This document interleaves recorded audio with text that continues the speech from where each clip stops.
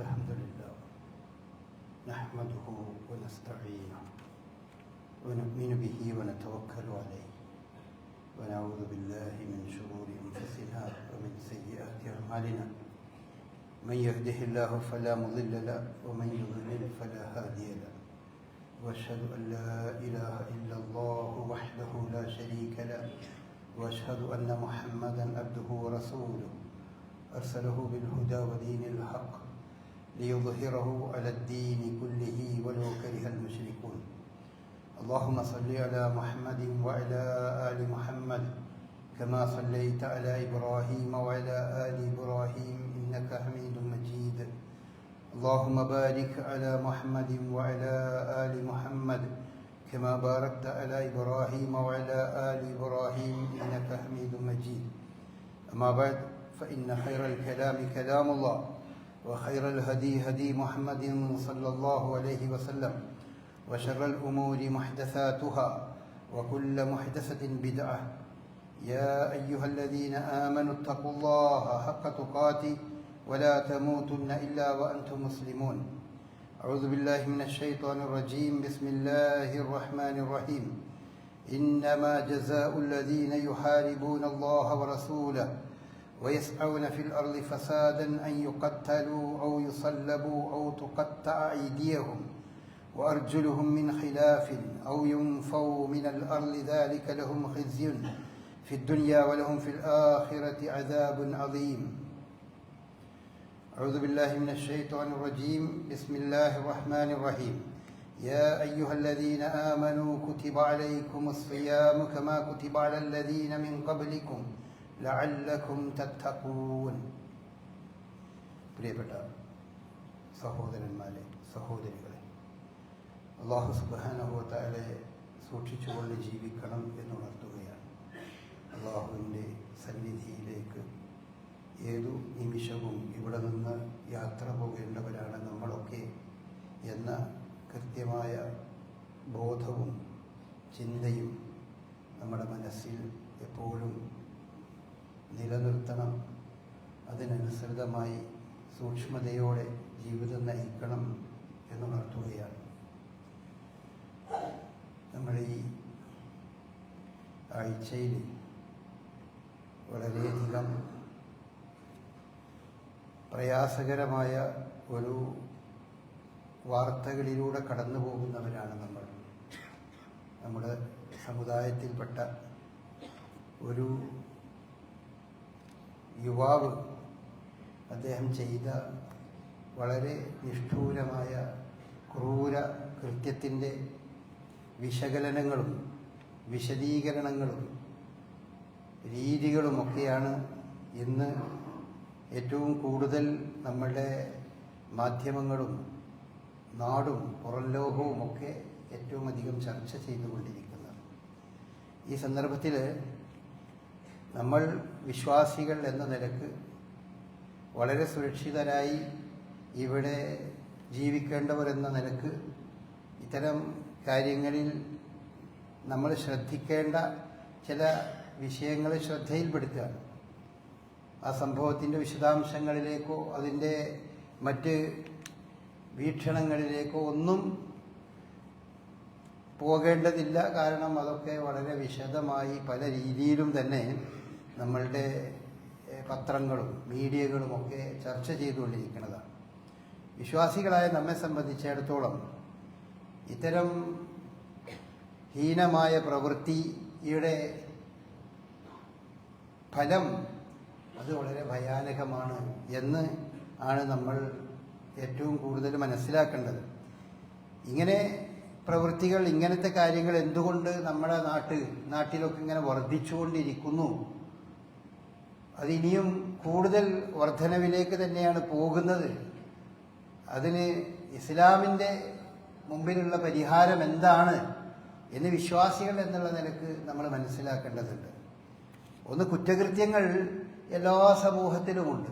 അത് ആദം അലൈഹിസ്സലാമിൻ്റെ മക്കൾ മുതൽ ആരംഭിച്ചതാണ് കുറ്റകൃത്യങ്ങളും അതിലെ കൊലപാതകവും പോലെയുള്ള സംഗതികൾ. അത് നിർബാധം അങ്ങനെ ഒരു രീതിയിൽ അല്ലെങ്കിൽ മറ്റൊരു രീതിയിൽ മനുഷ്യ സമൂഹത്തിൽ തുടർന്നുകൊണ്ടിരിക്കുന്ന ഒരു പ്രക്രിയയാണ്. എന്നാൽ ഒരു സൊസൈറ്റി, ഒരു സമൂഹം അതിനെ എങ്ങനെ നോക്കിക്കാണുന്നു എന്നുള്ളതാണ്.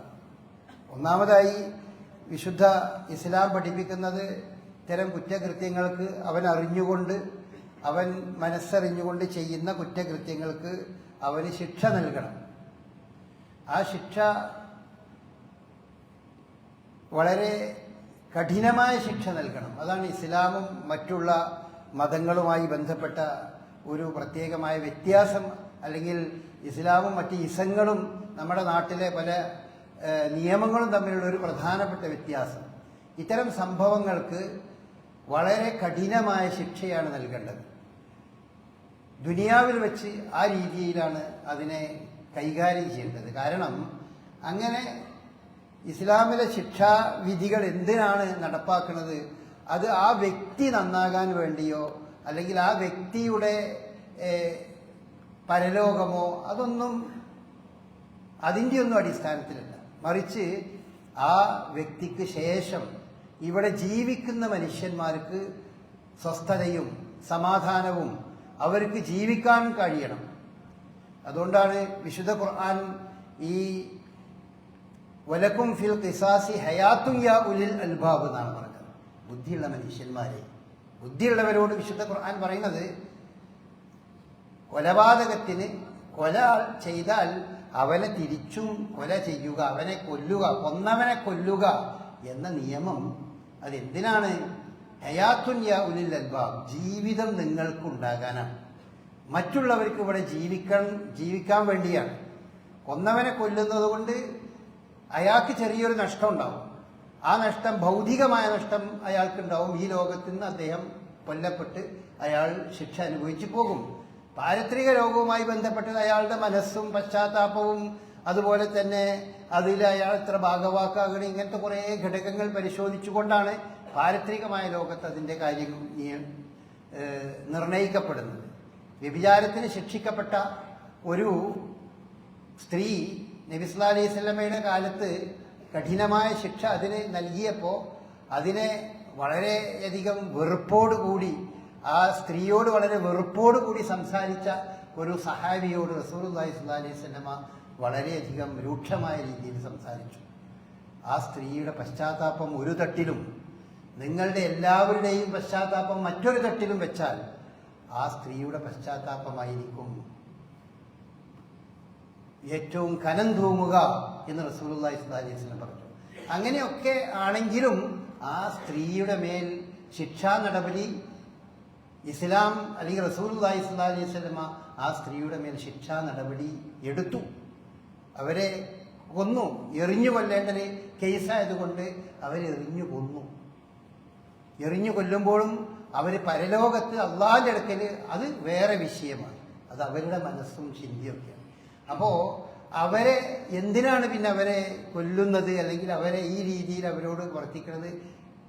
ബാക്കിയുള്ള ആളുകളുടെ സമാധാനപൂർണമായ ജീവിതവും അതൊക്കെയാണ്. അപ്പം അതുകൊണ്ട് സർക്കാരുകൾ ഇത്തരം സംഗതികൾക്ക്, ഇത്തരം ചെയ്തികൾക്ക് വളരെ കഠിനമായ ശിക്ഷ അത് എത്രയും വേഗം നൽകണം. അപ്പോഴേ ഇതിന് ഫലം ഉണ്ടാവുള്ളൂ. ഇതിന് ഇപ്പോൾ നമ്മളുടെ ഇടയിൽ ഇപ്പോൾ കണ്ട ഈ കൂട്ടക്കൊലക്ക് ഒരു ഇസ്ലാമികമായ ഒരു രാജ്യമാണ് അല്ലെങ്കിൽ മുസ്ലിം നാടുകളാണെന്ന് വിചാരിക്കുക. ഇന്ന് നമ്മുടെ മുമ്പിലൊക്കെ ഗൾഫ് നാടുകളിലൊക്കെ ഉള്ള മുസ്ലിം നാടുകളിലാണ് ഇങ്ങനെ ഒരു സംഭവം നടന്നതെന്നുണ്ടെങ്കിൽ കൂടി വന്നാൽ അത് ഒരു മാസം കൊണ്ട് അതിന് തീരുമാനമാവും. ആ തീരുമാനമാകുന്നത് അതിൻ്റെ ശിക്ഷ എന്തായിരിക്കും? യാതൊരു സംശയവുമില്ല. ശിക്ഷ വിശുദ്ധ ഖുർആൻ പറഞ്ഞ ശിക്ഷയാക്കും ഉണ്ടാകുക. ഇന്നമാ ജസാഉൽ ലദീന യുഹാരിബൂന അല്ലാഹ വറസൂലഹു വയസ്ഔന ഫിൽ അർളി ഫസാദൻ. ഇത്തരം കൊലപാതകങ്ങൾ നടത്തുമ്പോൾ കൊല്ലപ്പെട്ടവന്റെ ബാക്കിയുള്ള എല്ലാ ആളുകളും മാപ്പ് കൊടുത്താൽ പോലും ഇത്തരം കൊലപാതകങ്ങൾ നടത്തുന്ന ആളുകൾക്ക് അവർക്ക് മാപ്പ് ലഭിക്കുകയില്ല. നേരെ മറിച്ച് ഒരു വ്യക്തിയെ കൊന്നു, ഒരു വ്യക്തിയെ ഒരു പ്രത്യേക സാഹചര്യത്തിൽ അയാളെ കൊന്നാൽ ആ കൊല്ലപ്പെട്ട വ്യക്തിയുടെ ബന്ധുക്കൾക്ക് അതിന് നഷ്ടപരിഹാരം നൽകിയിട്ട് അയാൾക്ക് വേണമെങ്കിൽ ആ ഭൗതികമായ ശിക്ഷയിൽ നിന്ന് ഒഴിവാക്കാം. പക്ഷേ ഇപ്പോൾ നമ്മുടെ ഇടയിലൊക്കെ ഇപ്പോൾ നമ്മുടെ നാട്ടിൽ നടന്ന കൊലപാതകങ്ങളാണെങ്കിൽ അത് ഈ ഗണത്തിൽ പെടുന്നതല്ല. അത് ഈ ഗണത്തിൽ പെടുന്നതാണ്. ഏതില് വയസ്ഔന ഫിൽ അർളി ഫസാദൻ, നാടിന്റെ സുരക്ഷിതത്വത്തിന് ഭീഷണിയാകുന്ന രീതിയിൽ, നാട്ടിൽ കുഴപ്പം, വ്യവസ്ഥകൾ അവ്യവസ്ഥിതമാക്കുന്ന രീതിയിലുള്ള അങ്ങനത്തെ ഒരു ശിക്ഷയാണ്, അങ്ങനത്തെ ഒരു കൃത്യമാണത്. അങ്ങനത്തെ കൃത്യങ്ങൾക്ക് ഇസ്ലാമിന്റെ പറയുന്ന ശിക്ഷ ഐ യുഖത്തലു ഔ യുസല്ലബു, അവർ കൊല്ലപ്പെടണം, ഔ യുസല്ലബു അല്ലെങ്കിൽ അവർ കുരിശിലേറ്റപ്പെടണം, ഔ തുഖത്ത ഐദിയഹും വർജുലുഹും, അവരുടെ കൈയും കാലും ഇടവലം അത് ഛേദിക്കണം, മിൻ ഖിലാഫ്, അത് വ്യക്തി വലത്തെ കൈയാണെങ്കിൽ ഇടത്തെ കാലാണെങ്കിൽ വലത്തെ കൈ, ആ രീതിയിൽ അത് ഛേദിച്ചു കളയണം. ഔ യുംഫൗന മിൻ അൽ അർളി, അതല്ലെങ്കിൽ നാട് കടത്തണം അവരെ. ദാലിക ലഹും ഖിസ്യുൻ ഫിദ്ദുനിയ വലഹും ഫിൽ ആഖിറതി അദാബുൻ അദീം, അത് ദുനിയാവിൽ അവർക്കൊരു അപമാനമായി മാറണം, അതുപോലെ തന്നെ പരലോകത്ത് അവർക്ക് വേദനയേറിയ ശിക്ഷയുണ്ടാവും. അപ്പൊ ഇത്തരം കുറ്റകൃത്യങ്ങളെ സംബന്ധിച്ച് അങ്ങനെയാണ് കാണുന്നത്. പല കുറ്റകൃത്യങ്ങളും സൗദി അറേബ്യയിൽ ഇങ്ങനത്തെ ഈ രീതിയിലൊരു കുറ്റകൃത്യം അഥവാ ഈ രീതിയിൽ ഒരാൾ കൊന്ന ഒരു സന്ദർഭത്തിൽ, പ്രത്യേകിച്ചും ഈ കൊള്ളയൊക്കെ അടിക്കുന്ന അത്തരം സന്ദർഭത്തിൽ അത്തരം ആളുകൾ അവർ തൂക്കിലേറ്റിയിട്ട് അത് പൊതുജനങ്ങൾ കാണുന്ന രീതിയിൽ അവർ കവലകളിൽ അത് വല്ല ക്രെയിനിന്റെ മുകളിൽ തൂക്കി അങ്ങനെ അവർ തൂക്കി അവിടെ ഇടും, ഒരു മണിക്കൂറുകൾ അവിടെ തൂക്കിയിടും. അതെന്തിനാണ്? ബാക്കിയുള്ള ആളുകൾ കാണാൻ വേണ്ടി. നമ്മൾ ഈ ശിക്ഷ നടപ്പാക്കുന്നത് രഹസ്യമായി ശിക്ഷ നടപ്പാക്കുന്ന രീതിയില്ല ഇസ്ലാമിലെ ശിക്ഷ രഹസ്യമായിട്ടല്ല. കാരണം ഈ ശിക്ഷ നടപ്പാക്കുന്നത് ആ ശിക്ഷിക്കപ്പെടുന്ന വ്യക്തിക്ക് വേണ്ടിയല്ല. ശിക്ഷിക്കപ്പെടുന്ന വ്യക്തിയുടെ കാര്യം അത് അവന്റെ വിശ്വാസവും അവന്റെ മനസ്ഥിതിയും പശ്ചാത്താപവും അനുസരിച്ച് അത് വേറെ തീരുമാനിക്കുന്ന വിഷയമാണ്. പക്ഷേ ശിക്ഷിക്കപ്പെടുന്ന എന്തിനു വേണ്ടിയാണ്? ബാക്കിയുള്ള ആളുകൾക്ക് അതൊരു പാഠമാകാനാണ്, മറ്റുള്ള ആളുകൾ ഇത്തരം പ്രവൃത്തികളിലേക്ക് പോകാതിരിക്കാൻ വേണ്ടിയാണ്. അതുകൊണ്ടാണ് ഈ പറഞ്ഞ രീതിയിൽ കഠിനമായ ശിക്ഷ പരിശുദ്ധ ഇസ്ലാം അതിന് നടപ്പാക്കിയിട്ടുള്ളത്. ആ ശിക്ഷ പരസ്യമായിട്ടായിരിക്കും നടക്കുക. പരസ്യമായിട്ട് നടപ്പാക്കുമ്പോൾ സ്വാഭാവികമായിട്ടും അത് ധാരാളം ആളുകൾ കാണും. അപ്പൊ അവർക്ക് അതിന്റെ ഗൗരവം വളരെയധികം മനസ്സിലാവും. അങ്ങനെ അവർ അത്തരം ശിക്ഷാ നടപടി നടപ്പാക്കിയാൽ അത്തരം കുറ്റകൃത്യങ്ങൾ ആപേക്ഷികമായി വളരെ ഇല്ലാതെയായി മാറും. അതുകൊണ്ടാണ് മുസ്ലിം രാജ്യങ്ങൾ ഇത്തരം കുറ്റകൃത്യങ്ങൾ ആപേക്ഷികമായി ഏറ്റവും കുറഞ്ഞ പ്രദേശങ്ങളായി മാറുന്നത്. അതുകൊണ്ടാണ് ഉള്ള ശിക്ഷ വളരെ പരസ്യമായി വളരെ വേഗത്തിൽ, അധിക കാലമൊന്നും എടുക്കുന്ന രീതിയിലല്ല, വേഗത്തിൽ അത് നടപ്പാക്കിക്കൊണ്ട് തന്നെ അവരത് ചെയ്യും. അത് നമ്മുടെ നാടുകളിലെ സംവിധാനത്തിന്, കോടതി സംവിധാനത്തിന്, അതുപോലെ നമ്മുടെ ജുഡീഷ്യറിയിൽ, അതുപോലെ നമ്മുടെ നിയമങ്ങളിൽ അതിനൊരുപാട് പഴുതുകളുണ്ട്. കാലം കുറച്ച് കഴിയുമ്പോൾ ഏതായാലും ബാക്കിയുള്ളവരൊക്കെ മരിച്ചുപോയില്ലേ, ഇനി എന്തിനാ ഇപ്പൊ ഇയാളെ ഈ പ്രതിയെ എന്തിനാണ് അയാളെ കൊല്ലുന്നത് എന്ന് പറയാൻ കുറെ ആൾക്കാരുണ്ടാവും, അയാൾക്ക് മാപ്പ് കൊടുക്കണം എന്ന് പറയാൻ കുറെ ആൾക്കാരുണ്ടാവും. അങ്ങനെ ഒരു മാനസികാവസ്ഥയിലാണ് നമ്മുടെ നാട്ടിലെ ആളുകൾ. അതിനുള്ള അവസരം ലഭിക്കുന്ന രീതിയിൽ അത് ദീർഘമായി വർഷങ്ങളെടുത്ത് അവസാനത്തിന്റെ ഗൗരവമൊക്കെ ഇല്ലാതെയായി. അങ്ങനെയാണ് നമ്മുടെ നാട്ടിലെ ശിക്ഷാ നടപടി നടക്കുന്നത്. പക്ഷെ അതല്ല യഥാർത്ഥത്തിൽ. അതൊക്കെ എത്രയും വേഗത്തിൽ അത് നടപ്പാക്കിയെങ്കിൽ അതിന്റെ ഫലം ഉണ്ടാവുള്ളൂ. അല്ലെങ്കിൽ ഇതുപോലെ കാര്യങ്ങൾ വീണ്ടും വീണ്ടും നടക്കും. അതാണ് അതിലൊരു കാര്യമായിട്ട് നമ്മൾ മനസ്സിലാക്കേണ്ടത്. രണ്ടാമത്തെ വിഷയം, നമ്മളൊന്ന് ആലോചിച്ച് നോക്ക്. ഇത്തരം സംഗതികൾ ഉണ്ടാകുമ്പോൾ ഇതൊരു സമൂഹത്തിന് പാഠമാകണം, ഇതിനി ബാക്കി ആവർത്തിക്കാതിരിക്കരുത് എന്നൊക്കെ പറയുമ്പോൾ സ്വാഭാവികമായും അത് ഉറ്റവർക്കും ഉടയവർക്കും വളരെ പ്രയാസം ഉണ്ടാകാം. അപ്പോ അതിന് ആ രീതിയിലുള്ള ഒരു സംഗതി വരുമ്പോൾ, ഇപ്പോ നമ്മളുടെ ഈ കേസിൽ തന്നെ നമ്മൾ കാണുകയാണ്, ഈ വളരെ പച്ചയായി ഈ നിഷ്ഠൂരമായ രീതിയിൽ അക്രമത്തിനും അതുപോലെ മർദ്ദനത്തിനും ഇടയായ ആ ഉമ്മ തന്നെ പറയാണ് കട്ടിൽ വന്ന് വീണതാണെന്നാ പറയുന്നത്. എന്ന് പറഞ്ഞാൽ പറയുന്നത് കളവാണെന്നുള്ളത് ആ സ്ത്രീക്ക് അറിയാം. പക്ഷേ മകനെ രക്ഷിക്കാൻ, അവനവന്റെ മകൻ അല്ലെങ്കിൽ തന്റെ ഏറ്റവും അടുത്ത ആളുകളെ രക്ഷിക്കണം എന്നുള്ളത്, ബാക്കിയുള്ള കാര്യങ്ങളിലൊന്നും പ്രശ്നമല്ല. ഇത് സമൂഹത്തിന് എന്ത് വലിയ നഷ്ടമുണ്ടാക്കുന്നു എന്ന വിഷയമല്ല, അവനാൻ്റെ ബാക്കിയുള്ളവരാണെങ്കിൽ അവരെ എങ്ങനെയെങ്കിലും കഴിച്ചിലാക്കണം, രക്ഷിക്കണം എന്നൊക്കെയുള്ള മനസ്ഥിതിയാണ് യഥാർത്ഥത്തിലുള്ളത്. വളരെ മറ്റൊരു വാർത്ത നമ്മൾ വായിക്കുകയുണ്ടായി. എന്താണ്, ഒരു മനുഷ്യൻ പറഞ്ഞു, എൻ്റെ മകനെ ലഹരി മരുന്ന് അല്ലെങ്കിൽ ലഹരിക്കുറ്റത്തിന് പിടിച്ചതിൽ ഞാൻ പോലീസിന് നന്ദി പറയുന്നു എന്ന് പറഞ്ഞ പിതാവും ഉണ്ട് നമ്മുടെ നാട്ടിൽ. അത് മുസ്ലിം അല്ല എന്ന് മാത്രം. അദ്ദേഹം പറഞ്ഞു, എൻ്റെ മകനെ പിടിച്ചതിന് ഞാൻ പോലീസിന് നന്ദി പറയാം. നമ്മളെ ആളുകൾ സ്നേഹം എന്നൊക്കെ നമ്മളതിൽ പറഞ്ഞുകൊണ്ടാണെങ്കിലും ശരി, അങ്ങനെയൊന്നുമില്ല, അങ്ങനെ ചെയ്തിട്ടില്ല എന്ന് പറഞ്ഞുകൊണ്ട് അതിൽ നിന്ന് അവരെ രക്ഷപ്പെടുത്താനാണ് നമ്മൾ ശ്രമിക്കുന്നത്.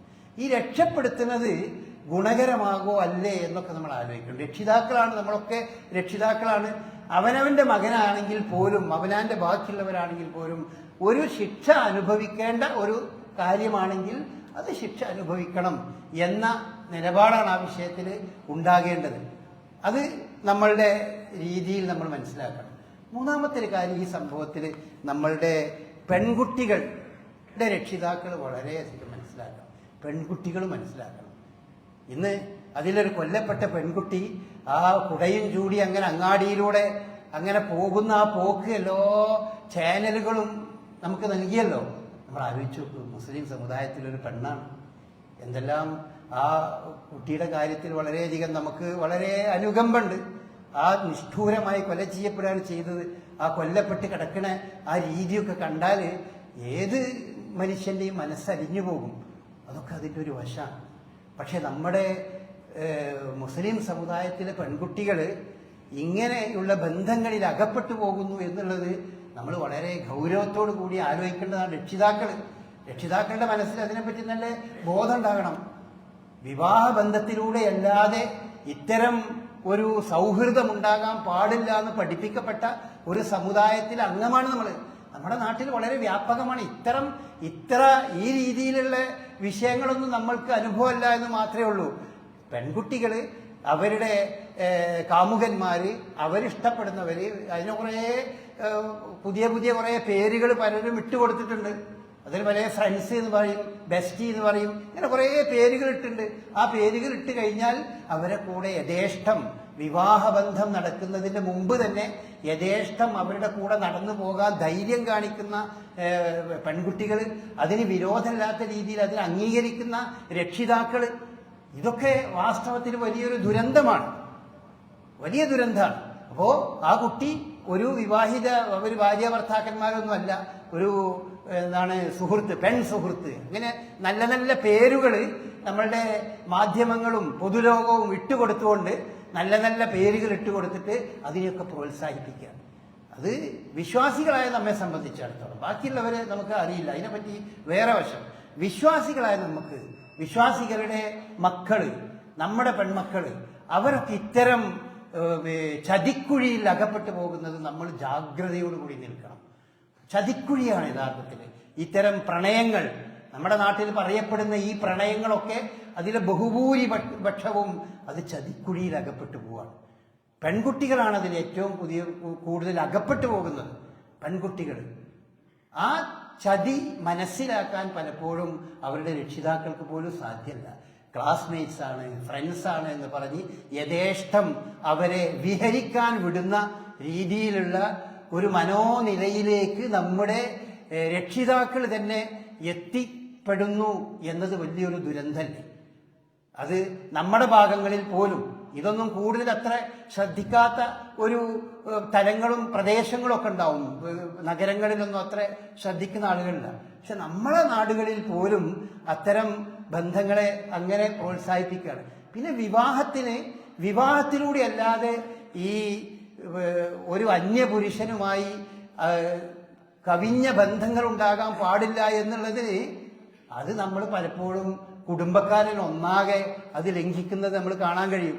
പല സന്ദർഭത്തിലും പല പേരുകളിലും മിഠായി കൊടുക്കുക എന്ന് പറഞ്ഞ് അവർ ബന്ധാനുണ്ടാകും, അല്ലെങ്കിൽ മോതിരം കൈമാറുക എന്ന് പറയും, അതല്ലെങ്കിൽ ഉറപ്പിച്ചു വെക്കുക എന്ന് പറയും. അങ്ങനെയൊക്കെ വെച്ചിട്ട് പിന്നെ ഈ ആൺകുട്ടിക്കും പെൺകുട്ടിയും യഥേഷ്ടം മൊബൈലിലും അല്ലാതെയും സംസാരിക്കാനും ഫോട്ടോഷൂട്ട് എന്ന് പറഞ്ഞുകൊണ്ട് വിവാഹത്തിന് മുമ്പ് തന്നെ ഒരു കടൽക്കരയിലോ അല്ലെങ്കിൽ ഏതെങ്കിലും സ്ഥലങ്ങളിൽ പോയി വിവാഹത്തിന് മുമ്പ് തന്നെ ആണും പെണ്ണും യഥേഷ്ടം അവർക്ക് ഇഷ്ടമുള്ള രീതിയിൽ ഫോട്ടോ എടുക്കുകയും റീൽസ് എടുക്കുകയും എന്നിട്ട് അത് ഇൻസ്റ്റഗ്രാമിലും മറ്റുമൊക്കെ പോസ്റ്റ് ചെയ്തിട്ട് അഭിമാനിക്കുകയും ചെയ്യുന്ന രീതിയിൽ നമ്മുടെ പെൺമക്കളും കുടുംബവും കുടുംബക്കാരും നാട്ടുകാരും പല രീതിയിലേക്ക് മാറുകയാണ്.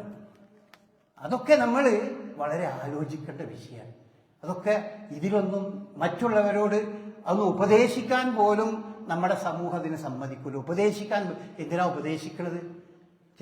അതിനിങ്ങനെ ചില പ്രൊമോട്ടർമാര് മോട്ടിവേഷൻ സ്പീക്കേഴ്സ് എന്നൊക്കെ പറഞ്ഞാണ്ട് ഉപദേശം എന്ന് പറഞ്ഞാൽ ആവശ്യമില്ലാത്തതാണ് എന്നൊക്കെ പറയുകയും അത് ആസ്വദിക്കുകയും ചെയ്യുന്ന രീതിയിലുള്ള നമ്മുടെ മോട്ടിവേഷൻ എന്നൊക്കെ പേര് വന്നുകൊണ്ട് അവനാന് മനസ്സിൽ തോന്നിയ എല്ലാ തോന്നിയാസങ്ങളും മോട്ടിവേഷന്റെ പേര് പറഞ്ഞുകൊണ്ട് അല്ലെങ്കിൽ പുതുതലമുറക്ക് അവർക്ക് ഇഷ്ടപ്പെടുന്ന രീതിയിൽ അവരാഗ്രഹിക്കുന്നതൊക്കെ മോട്ടിവേഷൻ എന്നൊക്കെ പറഞ്ഞുകൊണ്ട് പല പേരും പറഞ്ഞുകൊണ്ട് അതിനൊക്കെ ലൈസൻസ് കൊടുക്കുന്ന രീതിയിൽ സംസാരിക്കാനും പ്രസംഗിക്കാനും വാക്ചാതുര്യമുള്ള ആളുകളുമായിട്ട് വരികയാണ്. അങ്ങനെയുള്ള അവസരമുണ്ട്.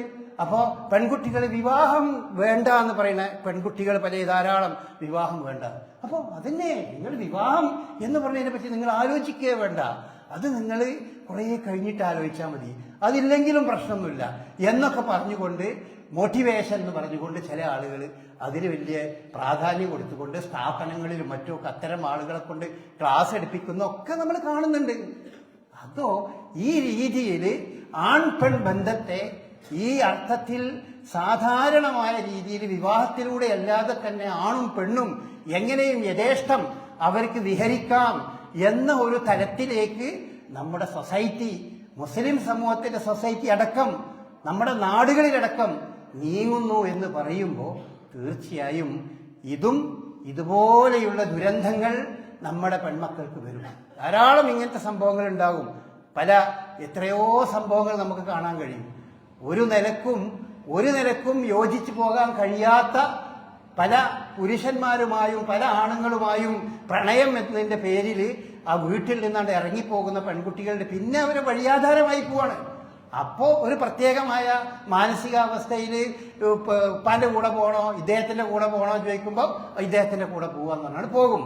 ഇദ്ദേഹത്തിന് എന്താണ് ക്വാളിറ്റി, എന്താ അയാളുടെ കയ്യിൽ ഉള്ളത്, അതിനെപ്പോ ജീവിക്കാൻ വകുപ്പുണ്ടോ അല്ലെങ്കിൽ സംസ്കാരമുണ്ടോ, അദ്ദേഹം ലഹരിക്ക് അടിമയാണോ, ഇതൊന്നും ചിന്തിക്കുന്ന രീതി നമ്മുടെ പെൺമക്കൾക്ക് ഇല്ലാതെ അവരതിന്റെ കൂടെ അങ്ങോട്ട് പോകുന്ന ഒരു തരത്തിലേക്ക് നാട്ടിൽ പല സംഭവങ്ങളും അങ്ങനെ നടക്കുന്നുണ്ട്. അപ്പൊ നമ്മൾ ഓരോരുത്തരും എന്താ ഇനി ചെയ്യാൻ? നമ്മളതിന് ചെയ്യാൻ നമ്മൾ ജാഗ്രത പുലർത്താം. നമ്മുടെ മക്കളുടെ കാര്യത്തില്, നമ്മളുടെ പെങ്ങന്മാരുടെ കാര്യത്തില്, നമ്മുടെ കുടുംബത്തിലുള്ളവരുടെ കാര്യത്തില് അങ്ങനെ ഓരോരുത്തരും അത് ശ്രദ്ധിച്ചുകൊണ്ടിരുന്നാൽ അത് വളരെ ഫലപ്പെടും. അത് വളരെ ശ്രദ്ധിക്കേണ്ടതാണ് എന്ന് നമ്മളെ പഠിപ്പിക്കുന്ന ഒരു കാര്യം കൂടി ഈ കൂട്ടക്കൊലയിൽ നമ്മൾക്ക് കാണാൻ കഴിയുന്നുണ്ട്. ഇങ്ങനെ ഇതിൽ നിന്ന് ഇത്തരം സംഭവങ്ങൾ നടക്കുമ്പോൾ നമ്മൾ അത് വായിച്ചതിങ്ങനെ തള്ളുന്നതിന് പകരം അതിൽ നിന്ന് നമ്മൾ ഉൾക്കൊള്ളേണ്ട ഗുണപരമായ എന്തെങ്കിലും കാര്യങ്ങൾ സൊസൈറ്റിക്ക് പഠിപ്പിച്ചു കൊടുക്കാണ്ടെങ്കിൽ അതിനെപ്പറ്റി ബോധവൽക്കരണം മക്കൾക്കും വീട്ടിലും വീട്ടുകാർക്കൊക്കെ നൽകാൻ നമ്മൾ ശ്രമിക്കണം. അല്ലാഹു അനുഗ്രഹിക്കുമാറാകട്ടെ.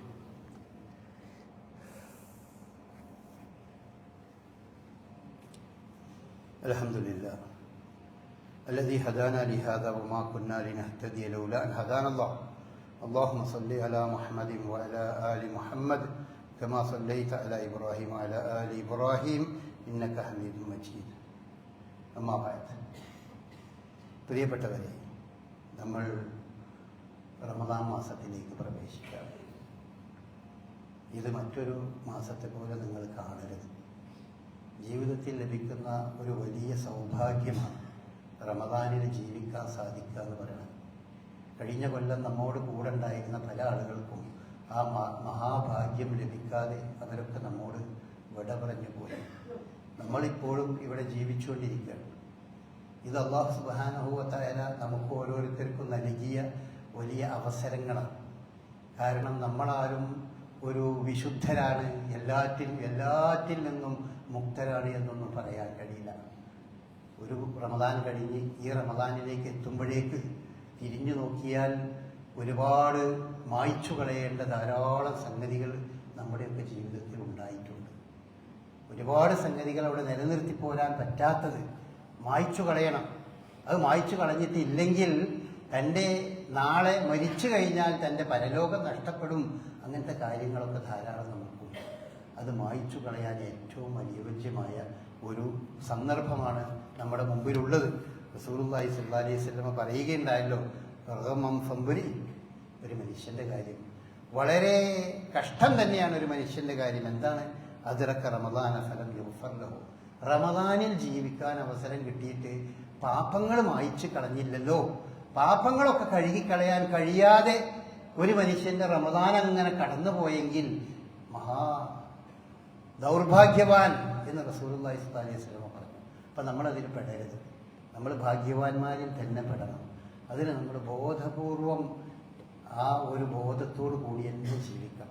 റസൂലുള്ളാഹി സ്വല്ലല്ലാഹി അലൈഹി വസല്ലം പറഞ്ഞ പോലെ ഇന്ന് വരെ ജീവിക്കണ രൂപത്തിലാകരുത് നാളെ. യാ ബാഗിയൽ ഖൈർ അഖ്ബിൽ, യാ ബാഗിയ ശർ അക്സിർ. അങ്ങനെ റസൂലുള്ളാഹി നന്മയിൽ ജീവിച്ചിരിക്കുന്ന ആളുകളോട് പറയുന്നത്, വരൂ ഇനിയും നിങ്ങൾ നന്മ ധാരാളം വർദ്ധിപ്പിക്കൂ.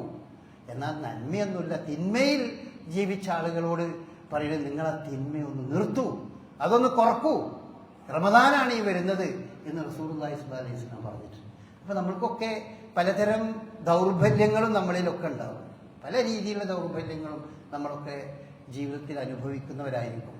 ആ ദൗർബല്യങ്ങളൊക്കെ കണ്ടറിഞ്ഞ് റമദാൻ മാസമാണ് വരാൻ പോകുന്നത്, ദിവസം നാളെ അല്ലെങ്കിൽ മറ്റന്നാൾ റമദാൻ 1 എന്ന ബോധ്യത്തോടു കൂടി നമ്മൾ ആ ദിവസത്തെ നമ്മൾ ശരിക്ക് ആദരിക്കണം.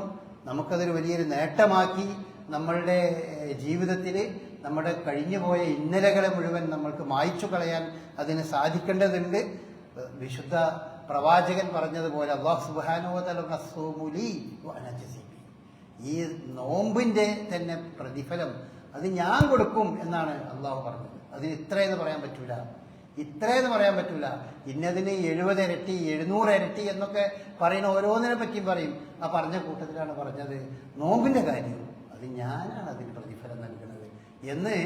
പ്രതിഫലം നൽകുന്ന ആളുടെ ആരാണോ പ്രതിഫലം നൽകുന്നത് അയാൾ ആ അള്ളാഹുവിന്റെ ഔന്നിത്യം എത്ര ഉണ്ടോ അതിനനുസരിച്ച് അതിന്റെ പ്രതിഫലം എത്രയാണെന്ന് പോലും നമുക്ക് നിർണയിക്കാൻ പറ്റൂല. അത്ര വലിയ പ്രതിഫലം നമ്മോട് പറഞ്ഞിട്ടുള്ള ഒരു സംഗതിയാണ്. രണ്ടാമത്തെ സംഗതി, ഈ ദിവസങ്ങളിൽ നിങ്ങളുടെ മനസ്സിൽ പിശാചിന്റെ പ്രവർത്തനങ്ങൾക്ക് വളരെയധികം നിങ്ങൾ മനസ്സ് വെച്ചാൽ പിശാചിനെ നിങ്ങൾക്ക് നിയന്ത്രിക്കാൻ സാധിക്കും. അത് റസൂലുള്ളാഹി സ്വല്ലല്ലാഹി അലൈഹി വസല്ലം പറഞ്ഞതാണ്. പിശാചുക്കൾ ചങ്ങലക്കിടപ്പെടുന്നൊരു മാസം എന്നാണ്, സ്വർഗ കവാടം തുറക്കപ്പെടുന്ന ഒരു മാസം എന്നാണ് പറഞ്ഞത്. എന്ന് വെച്ചാൽ അതിൻ്റെ അർത്ഥം എല്ലാ മനുഷ്യൻ്റെയും കൂടെ പിശാചുണ്ട്. ആ പിശാചാണ് നമുക്ക് ഇങ്ങനെ മനസ്സിൽ ഓരോ സംഗതികൾ, തെറ്റായ സംഗതികൾ ഇങ്ങനെ തോന്നിക്കുന്നത്. അത് പിശാചിന്റെ പരിപാടിയാണ്. ആ പിശാചിന്റെ പ്രവർത്തനത്തെ മറ്റു മാസങ്ങളിൽ നിന്ന് വ്യത്യസ്തമായി ഈ മാസം നമുക്ക് കൂടുതൽ നിയന്ത്രിക്കാനും അവനെ അകറ്റാനുമുള്ള ഒരു കപ്പാസിറ്റി അല്ലാഹു സുബ്ഹാനഹു വ തആല മനുഷ്യർക്ക് ഈ മാസത്തിൽ പ്രത്യേകം നൽകും. അതിന് താല്പര്യമുള്ള ആളുകൾ, വിശ്വാസികൾക്ക് അത് നൽകും. അതുകൊണ്ടാണ് നമുക്ക് മറ്റു മാസങ്ങളിലുള്ള ഇതിൽ നിന്നൊക്കെ വ്യത്യസ്തമായി റമദാൻ മാസത്തിൽ ആരാധനകൾ ചെയ്യണം എന്നുള്ളൊരു തോന്നൽ ഉണ്ടാകുന്നതും, നമസ്കാരം ജമാഅത്തായി നിർവഹിക്കണം, അതുപോലെ തന്നെ തറാവീഹ് നിസ്കരിക്കണം, സദഖ കൊടുക്കണം എന്നൊക്കെ നമുക്ക് മനസ്സിൽ തോന്നിയെങ്കിലല്ലേ അതൊക്കെ ചെയ്യുള്ളൂ. ആ തോന്നൽ ഉണ്ടാകുന്നതിന് കാരണം പിശാചിന്റെ ശക്തി നമ്മുടെ മനസ്സിൽ അല്ലാഹു സുബ്ഹാനഹു വ തആല ക്ഷയിപ്പിച്ചു വെച്ചിരിക്കുന്നു ഈ റമദാൻ മാസത്തിൽ എന്നുള്ളതുകൊണ്ടാണ്. അതൊരു ചാൻസാണ്, അത് നമുക്കുള്ളൊരു ചാൻസാണ്. അതിനു പുറമെ ഈ സന്ദർഭത്തിൽ ഒരു ലൈലത്തുൽ ഖദർ അല്ലാഹു നിശ്ചയിച്ചതാണ്. അത് ഖൈറും മിൻ അൽഫി ഷഹറായ 1000 മാസങ്ങളെക്കാൾ ഉത്തമമായ ലൈലത്തുൽ ഖദറും അതും ഈ റമദാൻ മാസത്തിലാണുള്ളത്. ധാരാളം പ്രതിഫലങ്ങൾ പെയ്തിറങ്ങുന്ന, നമ്മളുടെ മനസ്സ് നമുക്കുള്ളതിൽ ഭാഗമായി നിൽക്കുന്ന ഒരു മാസം നമ്മൾക്ക് വേണ്ടി അല്ലാഹു സുബ്ഹാനഹു വ തആല നിർണയിച്ചു തന്നതാണ്. അത് കഴിഞ്ഞിട്ടും നമ്മൾക്ക് നമ്മുടെ പാപങ്ങളൊക്കെ അങ്ങനെ തന്നെ നിൽക്കുകയാണെങ്കിൽ മഹാനഷ്ടക്കാരൻ എന്ന് റസൂലുള്ളാഹി സ്വല്ലല്ലാഹി അലൈഹി വസല്ലം പറഞ്ഞിട്ടുണ്ട്. അതിൽ നമ്മൾ ഒരിക്കലും ഉൾപ്പെട്ടു പോകരുത്. ഇൻഷാ അല്ലാഹ് മാസം കാണുകയാണെങ്കിൽ ഇന്ന് മാസം കണ്ടാൽ നാളെ നമുക്ക് നോമ്പ് ആരംഭിക്കും. മാസം കണ്ടിട്ടില്ലെങ്കിൽ മറ്റന്നാൾ ഏതായാലും ഞായറാഴ്ച ഏതായാലും നോമ്പ് ആരംഭിക്കും. അപ്പോൾ നോമ്പുമായി ബന്ധപ്പെട്ട കാര്യങ്ങളൊക്കെ നമ്മൾ മനസ്സിലാക്കുക, പഠിക്കുക. അങ്ങനെ നോമ്പിൽ പരമാവധി അതിൻ്റെ സുന്നത്തുകളൊക്കെ പാലിച്ചുകൊണ്ട് ജീവിക്കാൻ നമ്മൾ നോക്കുക. ധാരാളം വായിക്കാൻ നമുക്ക് കഴിയും, നോമ്പിനെ പറ്റി പഠിക്കാൻ കഴിയും. അതുപോലെ ഖുർആനും മറ്റു പല സംഗതികളൊക്കെ പഠിച്ച് മനസ്സിലാക്കി നമ്മുടെ ജീവിതത്തിൽ ഇതൊരു ധന്യമായ സന്ദർഭമാക്കി മാറ്റാൻ നമ്മൾ പ്രത്യേകമായി ശ്രദ്ധിക്കുക, ബോധപൂർവം ശ്രമിക്കുക, അതിനുവേണ്ടി നമ്മൾ ഒരുങ്ങുക. അല്ലാഹു സുബ്ഹാനഹു വ തആല അനുഗ്രഹിക്കുമാറാകട്ടെ. നമ്മിൽ നിന്ന് വന്നു പോകുന്ന ചെറുതും വലുതുമായ പോരായ്മകൾ, അബദ്ധങ്ങൾ അല്ലാഹു സുബ്ഹാനഹു വ തആല നമുക്ക് പുറത്തു മാപ്പാക്കി തരട്ടെ. ഈ ലോകത്തും പരലോകത്തും സുഖവും സമാധാനവും സന്തോഷവും നൽകുന്ന ജീവിതം അല്ലാഹു നമുക്ക് പ്രദാനം ചെയ്യട്ടെ. നമ്മുടെ മാതാപിതാക്കൾ, നമ്മോടൊപ്പം ജീവിക്കുന്നവരും നമ്മോട് വിട പറഞ്ഞവരുമായ മാതാപിതാക്കൾ, അവരോടൊപ്പം സ്വർഗത്തിൽ പ്രവേശനം ലഭിക്കുന്ന മഹാഭാഗ്യവാന്മാരുടെ കൂട്ടത്തിൽ അല്ലാഹു നമ്മെ ഉൾപ്പെടുത്തുമാറാകട്ടെ. പരിശുദ്ധ റമദാനിൻ്റെ അതിൻ്റെ എല്ലാ വിശുദ്ധിയോടുകൂടി ഉപയോഗപ്പെടുത്താനും നമ്മുടെ പാപങ്ങളൊക്കെ കഴുകിക്കളയാനുള്ള ഒരു വലിയ അവസരമായി അല്ലാഹു അതിന് തൗഫീഖ് നൽകി ജീവിക്കാനുള്ള മഹാഭാഗ്യം ഈ റമദാനിൽ പ്രത്യേകമായി അല്ലാഹു നമുക്ക് ഓരോരുത്തർക്കും പ്രദാനം ചെയ്യുമാറാകട്ടെ. ربنا هب لنا من ازواجنا وذرياتنا قرة اعين واجعلنا للمتقين اماما. اللهم اعز الاسلام والمسلمين واذل الشرك والمشركين. اللهم اغفر للمؤمنين والمؤمنات والمسلمين والمسلمات الاحياء منهم والاموات انك مجيب الدعوات يا قاضي الحاجات. اللهم اجرنا من النار، اللهم اجرنا من النار، اللهم اجرنا من النار. اللهم يا مقلب القلوب ثبت قلوبنا على الإيمان والتقوى. اللهم يا مقلب القلوب ثبت قلوبنا على الإسلام. ربنا آتنا في الدنيا حسنة وفي الآخرة حسنة وقنا عذاب النار. ربنا تقبل منا إنك أنت السميع العليم وتب علينا